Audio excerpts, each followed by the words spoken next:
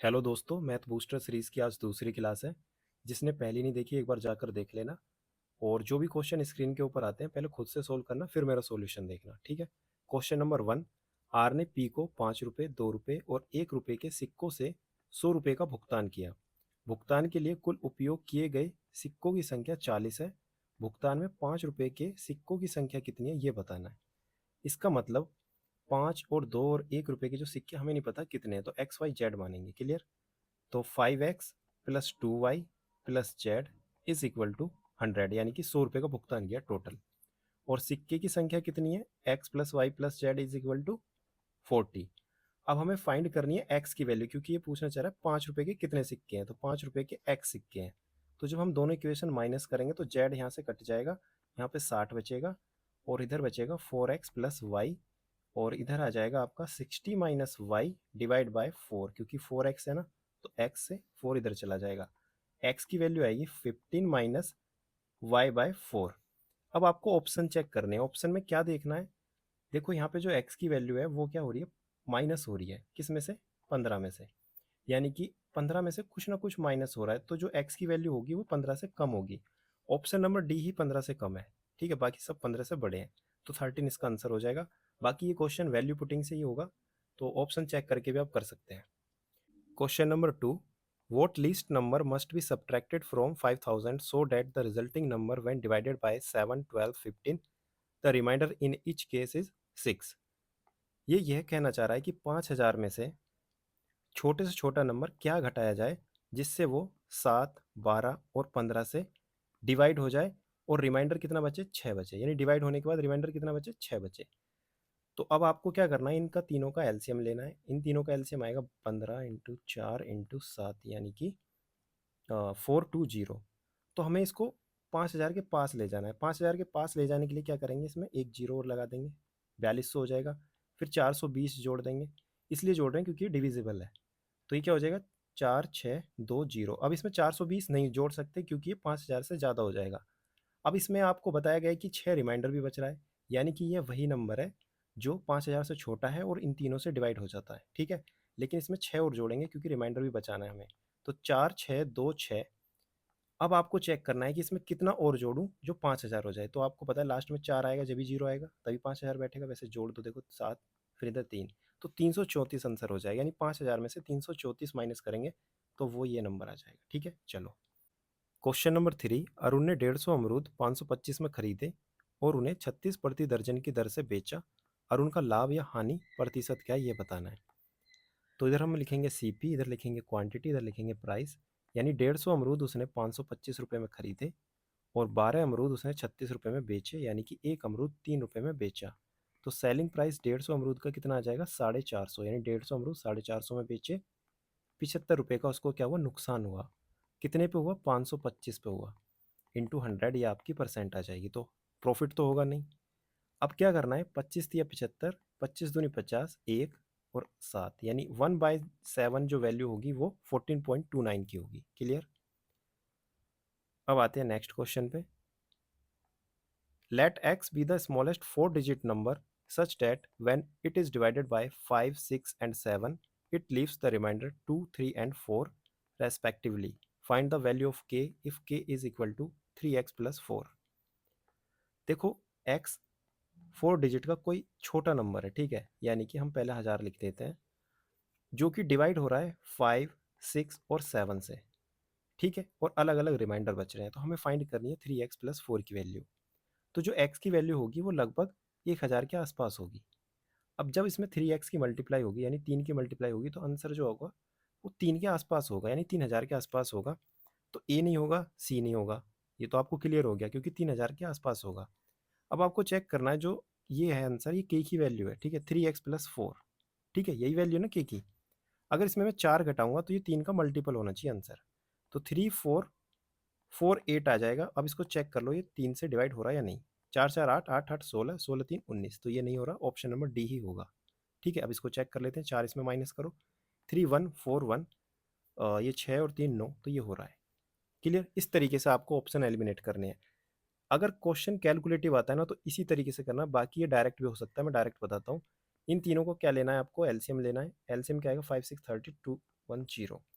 अब 210 को 1000 के पास लेकर जाना है, ठीक है, तो 5 से मल्टीप्लाई करेंगे तो कितना आएगा, 051।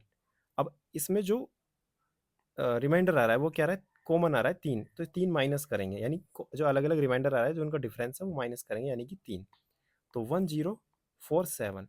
अब इसकी मल्टीप्लाई 3 में करनी है क्योंकि 3x, क्योंकि x की वैल्यू यही है, ठीक है, जो अभी हमने निकाली है वो क्या है, प्लस 47 इसमें ऐड हो जाएगा और प्लस 4। 7 3 जो 21, 21 प्लस 4 यानी कि लास्ट में 5 आएगा। ऑप्शन नंबर डी ही करेक्ट होगा। इस तरीके से भी आप कर सकते हैं, लेकिन अगर थोड़ा कैलकुलेटिव आता है तो वही अप्रोच लगाना जो मैंने बताई है। Question number 5, when we multiply a 2 digit number by the sum of its digit the number 280 is obtained. If we reverse the number and multiply by the sum of its digit we get 820, what is the sum of square of digit of original number? देखो पहले 2 digit का एक number लिखते हैं x Y. मान लो इसको हम लिख सकते हैं 10x प्लस वाई। अगर मैं इसको उल्टा करता हूँ यानी कि वाई एक्स करता हूँ तो इसको लिख सकता हूँ 10y प्लस एक्स। इतनी बात पता होनी चाहिए।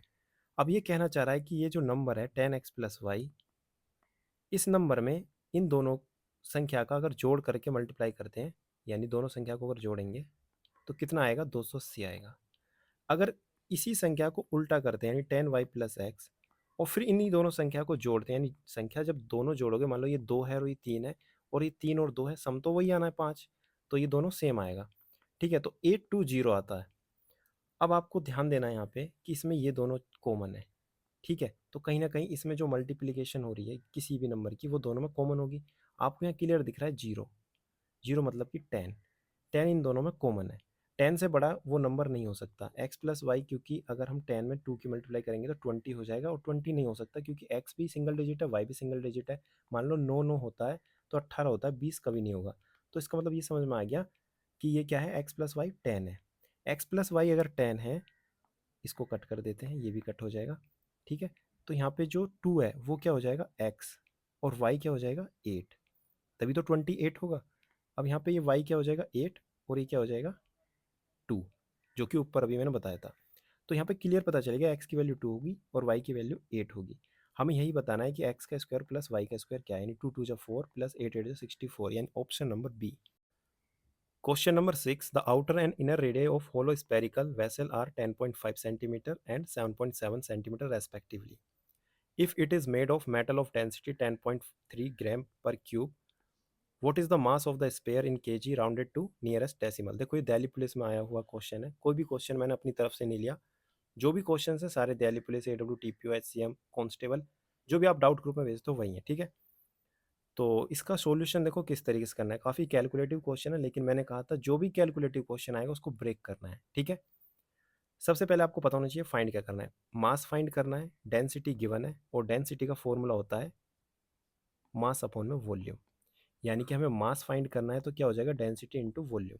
डेंसिटी हमें पता है, वॉल्यूम हमें निकालनी है क्योंकि हमारे पास वॉल्यूम निकालने का फॉर्मूला है, ठीक है, मास हमारा आ जाएगा। तो वॉल्यूम निकालने का फॉर्मूला क्या होता है, स्पेरिकल जो हमारी सेल होती है 4/3 pi capital R cube minus small R cube, ठीक है, बड़ी वाली जो रेडियस है उसमें से छोटी वाली रेडियस का क्यूब करके माइनस करना है। 4/3 पाई कैपिटल आर क्या है 10.5 इसका क्यूब माइनस 7.7 का क्यूब। अब देखना मैं किस तरीके से इसकी कैलकुलेशन करूंगा, ध्यान से समझना, ठीक है। पहले पॉइंट हटाएंगे दोनों तरफ से, तो नीचे क्या आ जाएगा 10 का क्यूब आ जाएगा क्योंकि ऊपर क्यूब भी है। अब आपको ध्यान देना दोनों में क्या कॉमन है, दोनों में देखो 7 कॉमन है, ठीक है, यहाँ पे 77 है जो कि 7 से कट सकता है, ये क्या है 105, ये भी 7 से कट सकता है, तो 7 में दोनों में कॉमन ले लूंगा, यानी 4/3 22/7, इधर मैं 7 क्यूब बाहर ले लूँगा और नीचे 10 क्यूब है ही, इसको भी बाहर लिख लेते हैं। अंदर जो बचेगा वो बचेगा 7 1 7, 7 5 जा 35 क्यूब और 11 का क्यूब। देखो काफ़ी लोगों ने कहा होगा कि क्यूब याद करने हैं 30 तक, वो कब यूज़ में आते हैं, देखो यहाँ पे आते हैं। 15 का क्यूब होता है 3375, 11 का क्यूब होता है 1331, ये याद होने चाहिए, नहीं तो फिर कैलकुलेट करोगे टाइम लगेगा। तो इन दोनों को देखो माइनस करना है 4 4 0 2, तो यहाँ पे मैं डायरेक्ट लिख सकता हूँ 0 मतलब 2044, एक 7 से एक 7 कट जाएगा, यहाँ आएगा 88 और नीचे 3 और इधर 49 और इधर 10, इसको 10 की पावर 3 लिख देते हैं अभी, ठीक है। और ये आपकी आ जाएगी वॉल्यूम। क्लियर। अब वॉल्यूम में हमें मल्टीप्लाई किसकी करनी है, डेंसिटी की। डेंसिटी क्या है, 10.3, ठीक है। तो यहाँ मल्टीप्लाई करनी है 10.3 की, इधर ही कर देता हूँ, ठीक है। तो अब हमें क्या करना है,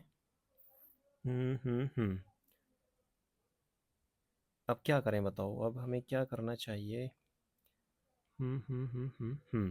देखो इसमें मैं इसको 2 कॉमन ले लेता हूँ, अलग कर देता हूँ यहाँ से 2। तो ये हो जाएगा 1022। तो मान लो ये 1000 है, मान लो क्या ये 1000 है और ये भी 1000 के, क्योंकि जो हमें डेसिमल राउंडेड डेसिमल में निकालना है तो थोड़ा पास निकालेंगे, ठीक है। तो ये भी 1000 है, ये भी 1000 है, कट हो जाएगा, ठीक है, ज़्यादा फर्क नहीं आएगा। क्लियर।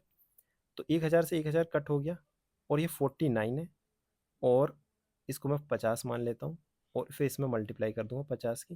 तो कितना हो जाएगा, 50 दूनी 100, और 10.3, तो यानी कि ये क्या हो जाएगा, 1000, ठीक है। और यहाँ पे देखो, फोकस करो, यहाँ पे किलोग्राम में निकालना है, और ये सारा का सारा भी हम अभी जो निकाल रहे हैं वो ग्राम में निकाल रहे हैं। क्यों, क्योंकि डेंसिटी हमने ग्राम में लिया है, ग्राम पर सेंटीमीटर क्यूब, और इस सब कुछ सेंटीमीटर में है। क्लियर।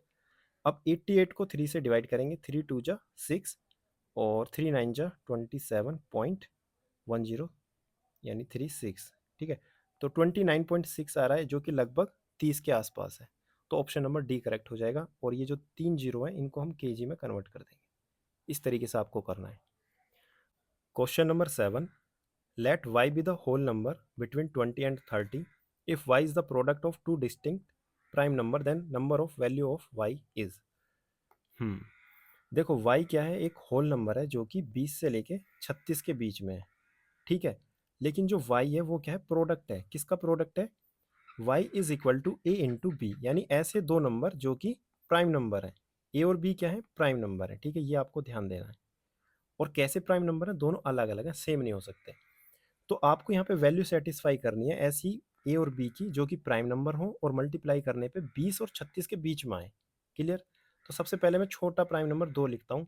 तो 2 में मल्टीप्लाई बड़े नंबर की करेंगे, ठीक है, क्योंकि हमें 36 से कम ही लेना है पहले। तो हम लेंगे 19, तो 2 की 19 में करेंगे 38 आएगा, तो 38 तो नहीं हो सकता, तो छोटा 17, ठीक है। तो 2 और 17 हो सकता है, क्योंकि 17 दूनी 34, इसके बीच में आ गया। और 15 नहीं होता, 13 होता है, तो 2 की 13 में करेंगे तो भी क्या आएगा, 26। और 11 में करेंगे तो 22, और 7 का करेंगे तो 14, जो कि 20 से छोटा हो जाएगा, ये नहीं लेना। अब 2 के बाद 3 लेते हैं, 3 की हम 17 में करेंगे तो 3 17 नहीं, 13 भी नहीं ले सकते, 11 ले सकते हैं, 33 आएगा। और हम 7 ले सकते हैं, 21 आएगा, इससे नीचे नहीं जा सकते। फिर 5, 5 की 5 में नहीं करेंगे क्योंकि सेम नंबर नहीं लेने, 5 7 35। 5 की अगर 11 में करेंगे तो ये भी नहीं होगा, यानी कुल मिला के कितने नंबर हो गए हमारे पास, 3 2 5 और एक 6, यानी 6 हमारा आंसर हो जाएगा, ठीक है। ये यही पूछना चाह रहा है, वाई की कितनी वैल्यू सेटिस्फाई है। तो वाई की कितनी वैल्यू सेटिस्फाई हो गई, 34 हो गई, 26 हो गई, 22 हो गई, 33 हो गई, 21 हो गई, और 35 हो गई, इस तरीके से। Clear. Question number 8, factorise the polynomial x की power 4 minus 10x square plus 22 as the product of two quadratic polynomials. ऐसे क्वेश्चंस हमेशा ना ऑप्शन ही चेक करने हैं, ठीक है, सोल्व नहीं करना। अब कैसे चेक करने हैं, देखो यहाँ पे एक तो x की पावर 4 है, इसका मतलब मल्टीप्लाई दोनों में सेम है कोफिशिएंट, ठीक है। यहाँ पे देखो 10x स्क्वायर हो रहा है, तो माइनस 10x स्क्वायर देखना किस में होगा। अब माइनस 10x स्क्वायर देखो, ये वाला कॉमन है, ये वाला कॉमन है, फिर ये वाला कॉमन है, सेम इसी तरीके से ये कॉमन है, और इधर ये कॉमन है, यानी कि ये पूरा a हो जाएगा, ये प्लस ये b हो जाएगा, ये a हो जाएगा, और ये माइनस b हो जाएगा, यानी कि a प्लस b और a माइनस b हो रहा है कुल मिला के, ठीक है। यानी कि a square minus B square का फॉर्मूला है, सभी में ये हो रहा है। अब आपको ये चेक करना है कि माइनस 10x स्क्वायर कहाँ से आएगा। तो -10 देखो 5 का ही मल्टीपल है, option number A he correct होगा, यहाँ तो क्लियर पता चल रहा है, ठीक है। 3 का तो मल्टीपल नहीं है 10, तो option number A he correct होगा। लेकिन फिर भी थोड़ा सा समझा देता हूँ, एक्स स्क्वायर माइनस 5, इसका स्क्वायर माइनस अंडर रूट 3 का स्क्वायर, यही तो होगा, क्योंकि मैंने भी बताया a प्लस बी और a माइनस बी है। तो यहाँ पे क्या होगा, x की पावर 4 प्लस यहाँ पे 25 हो जाएगा, और माइनस यहाँ पे 10x स्क्वायर। यहाँ से क्लियर पता चल रहा है कि ये आएगा, ठीक है। तो आंसर हो जाएगा सिंपल, बाकी ये पूरा सोल्व हो ही गया, तो आप कर सकते हैं, यहाँ पे 22 आ जाएगा, ठीक है। बहुत ही सिंपल क्वेश्चन है, सिर्फ आपको मल्टीपल चेक करना है यहाँ पे। क्लियर। मल्टीपल से भी कर सकते हैं, और थोड़ा ऑब्जर्वेशन, जो कि मैं कल की वीडियो में बता चुका, मतलब कि पिछली क्लास में, कि ऑब्जर्वेशन आपको आनी चाहिए, देखना है क्वेश्चन किस तरीके से सोल्व हो रहा है। Question number 9, if the greatest common factor HCF of x and y is 15, then HCF of this and this is divisible by. देखो ये कहना चाह रहा है HCF x और y का 15 है। HCF दोनों ये जो लिखे हैं एल्जेब्रिक फॉर्म यानी कि दोनों इक्वेशन, इनका जो HCF आएगा वो किससे डिवाइड होगा वो आपको बताना है। तो आपको क्या करना है, पहले इन दोनों का HCF ही फाइंड करना है। तो HCF फाइंड करने के लिए आपको पता है हाईएस्ट कॉमन मल्टीपल निकालना होता है। तो दोनों में हाईएस्ट कॉमन मल्टीपल क्या है, इसमें देखो 9 कॉमन आ गया, इसमें भी 9 कॉमन आ गया, बाकी तो कुछ नहीं आ रहा। बाकी ये जो x और y हैं इनका ऑलरेडी HCF आपको गिवन है 15, तो वो इसके मल्टीपल में आएगा। तो यानी कि इसका आंसर 135 हो जाएगा। ठीक है, HCF 135 नहीं होगा, वो इससे ज़्यादा ही होगा। ध्यान देना कि HCF क्या होता है, HCF क्या होता है बताओ। HCF होता है हाईएस्ट कॉमन मल्टीपल, यानी इससे ज़्यादा ही आएगा। हमें तो सिर्फ ये बताना है जो HCF है वो किससे डिवाइड होगा, तो वो 135 से डिवाइड हो जाएगा। ठीक है, तो ऑप्शन नंबर ए करेक्ट हो जाएगा। अब आते हैं नेक्स्ट क्वेश्चन पर। नेक्स्ट क्वेश्चन में क्या कहना चाह रहा है, x की वैल्यू गिवन है और x square plus x minus one आपको फाइंड करना है। तो देखो x की वैल्यू जो गिवन है उसको ब्रेक करेंगे, 2 plus under root three divide by 2 minus under root three. Under root पूरे में है, तो आपको क्या करना है, इसको रेशनलाइज करना है। तो हम क्या करेंगे, यहाँ पे 2 प्लस अंडर रूट थ्री, इधर भी 2 प्लस अंडर रूट थ्री कर देंगे अंडर रूट में। ठीक है, तो अब क्या होगा, नीचे आ जाएगा 4 माइनस थ्री यानी कि 1, और ऊपर 2 प्लस अंडर रूट थ्री आ जाएगा, यानी x की value 2 plus under root three आ गई।